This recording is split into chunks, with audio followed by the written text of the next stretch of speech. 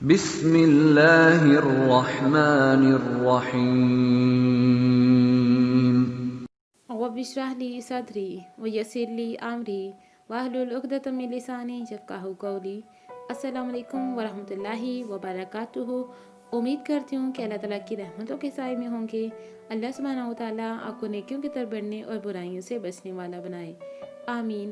غم نہ کر سیریز میں آج کی میری ویڈیو غم کے عملی علاج کے ایک اور ٹاپک پہ ہے، جو کہ آپ کے غموں میں انشاءاللہ العزیز کافی حد تک کمی لے کر آئے گی۔ یہ ویڈیو آپ کے گھریلو تعلقات، اپنے رشتہ داروں کے ساتھ، اپنے دوست احباب کے ساتھ جو باہم بے اتفاقی پیدا ہو جاتی ہے، یہ ان تمام پہلوؤں کو مد نظر رکھتے ہوئے بنائی گئی ہے۔ تو اس سے پہلے میں نے اپنی ویڈیو میں بتایا تھا کہ ہم ان تمام پہلوؤں کو دیکھیں گے جو کہ بے اتفاقی کی وجہ بنتے ہیں۔ تو چلتے ہیں، اپنی ویڈیو کا آغاز کرتے ہیں۔ ہم لوگوں کے ساتھ صلح اتفاق سے کیوں نہیں رہ سکتے؟ سوال یہ ہے کہ ہم لوگوں کے ساتھ صلح اتفاق سے کیوں نہیں رہتے؟ وہ کون سے ایسے پوائنٹ ہیں جو کہ بے اتفاقی کی وجہ بنتے ہیں؟ سب سے پہلے اس لیے نہ کہ ہمارے خیال کے مطابق لوگ ہمارے ساتھ بے انصافی کرتے ہیں۔ اگر ہمارے معاملے میں بااختیار ہوں تو ہمارے ساتھ ظلم اور جبر کرتے ہیں۔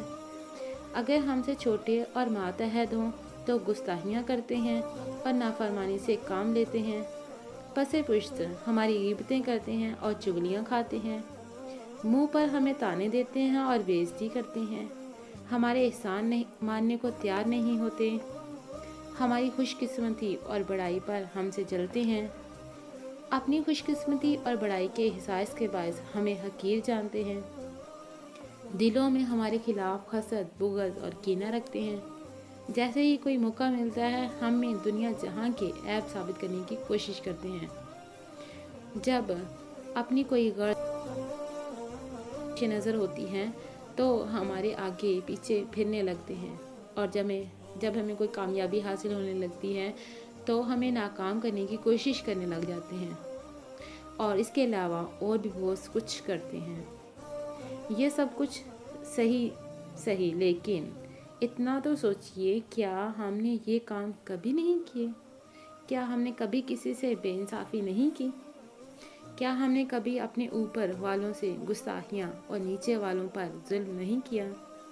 کیا ہم نے کبھی کسی کی غیبت نہیں کی، کسی کی چغلی نہیں کھائی، کسی کو طعنہ نہیں دیا اور کسی کی بے عزتی نہیں کی؟ کیا زندگی میں کبھی ایسے نہیں ہوا کہ ہم نے کسی کا احسان تو نہ مانا ہو مگر اپنا احسان اسے جتایا ہو؟ کیا کبھی ایسے بھی ہوا ہے کہ کسی کی خوش قسمتی اور بڑائی پر ہمارے دل میں تکلیف ہوئی ہو اور اپنی خوش قسمتی اور بڑائی نے اس میں فخر کا احساس پیدا کیا ہو؟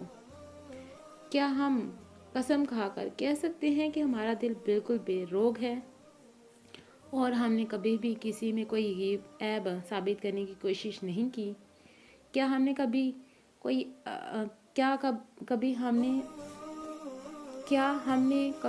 کوئی اپنا مقصد حاصل کرنے کے لیے کسی کی خوشامد نہیں کی اور دوسروں کو ان کے مقاصد میں ناکام کروانے کی سعی نہیں کی؟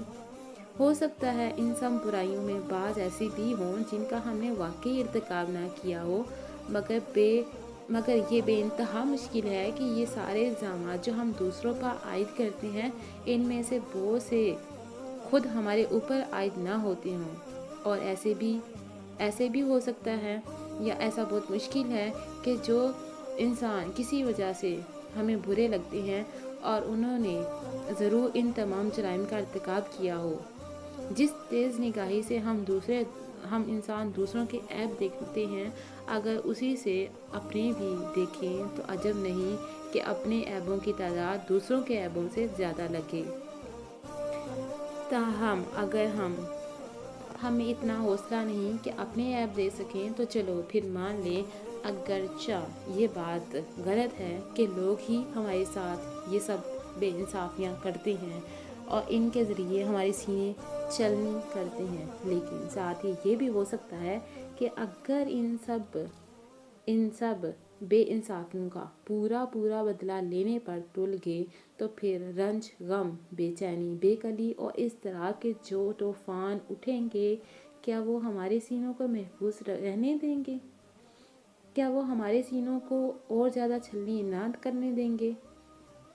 حضرت عمر کا مقولہ ہے کہ توبہ کی تکلیف سے گناہ چھوڑ دینا زیادہ آسان ہے۔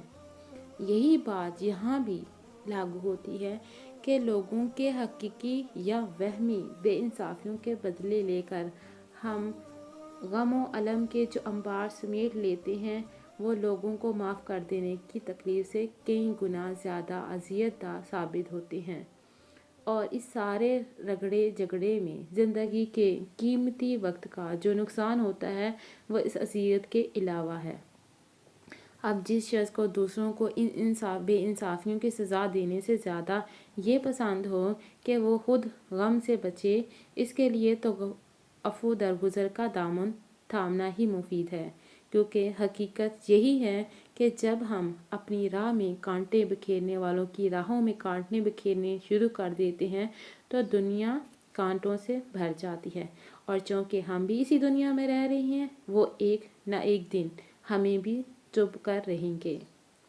تو ثابت ہوا کہ اگر ہم اپنے غموں کو کم کرنا چاہتے ہیں تو بھلا ہمارے ساتھ زیادتیاں ہوئی ہیں، ہمیں لوگوں نے تکلیفیں پہنچائی ہیں، ہمیں لوگوں نے اذیتیں پہنچائی ہیں، تو ان سب کے علاوہ ہمیں چاہیے کہ ہم ان کا بدلہ لینے کی بجائے ان سب کو معاف کر دیں۔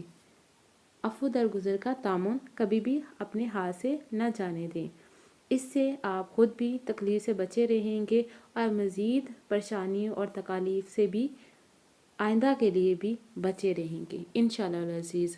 اللہ تعالیٰ آپ کا حامی و مددگار رہو، اللہ تعالیٰ آپ کی تکلیفوں کو پریشانیوں کو دور فرمائے، آمین۔ السلام علیکم ورحمۃ اللہ وبرکاتہ۔